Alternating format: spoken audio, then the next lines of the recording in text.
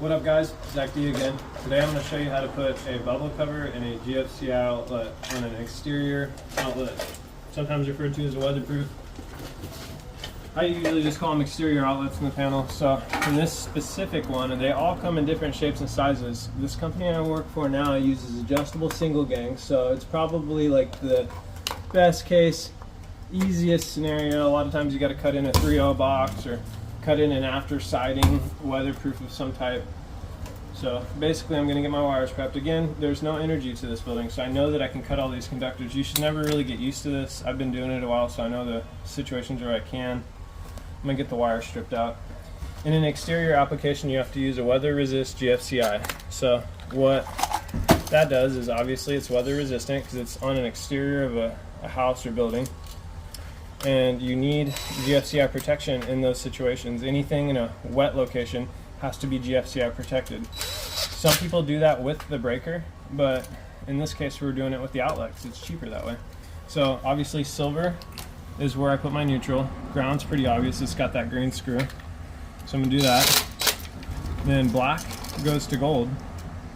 Now on a GFCI outlet, I haven't gone over this yet in any of my videos. They usually tape off the load side. This is the line side. Whatever power source comes into the box has to go into the line. If there were a second set of wires going somewhere else, they would go in the load. There isn't on this, it's just one wire.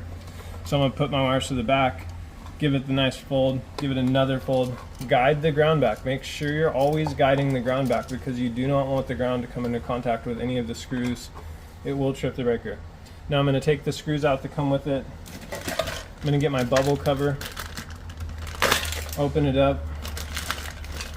I've done a few of these here now, so basically I'm just going to get rid of all this stuff. They come with different plate adapters for different styles of plugs. This one's a GFCI, so it's just the open hole. Now I'm going to take those screws I just took out of the outlet. Just dropped one, so let's find that. Ooh, lucky. Okay, so on most of these plugs you put in, they're going to go on the inside screw hole. See how there's two? They're going to go on the insides. So basically I'm going to take this and hold it open with my hand and hold it with my thumbs. I'll line it up with the outlet holes. And this is kind of the tricky part. If it's hard to get the screws on, luckily I have this adjustable box so I can retract it out a little bit. You kind of got to look at this from the side and kind of just let the universe guide you in sometimes. If you line it up real good, it'll go in. And I'm not going to sink these down yet because you see how this outlet's coming over here and it's got this gap over here? I want to line it up. So I'm going to use my screwdriver to get it more into the actual hole. Anytime you do something like this, use the ground hole. Do not stick your screwdriver into any of these because if it was live, you're going for a ride. Yeah, now that I got it all lined up, I'm going to sink it down. Don't go crazy or you'll break the cover. Just get it nice and neat. It's just got to be pressed up. It's got this little gasket on the back that weatherizes it. And yeah, that's pretty much it for the weatherproof cover. GFCI outlet weatherproof cover, all good to go. Anyways, like, subscribe, comment. See you on the next one.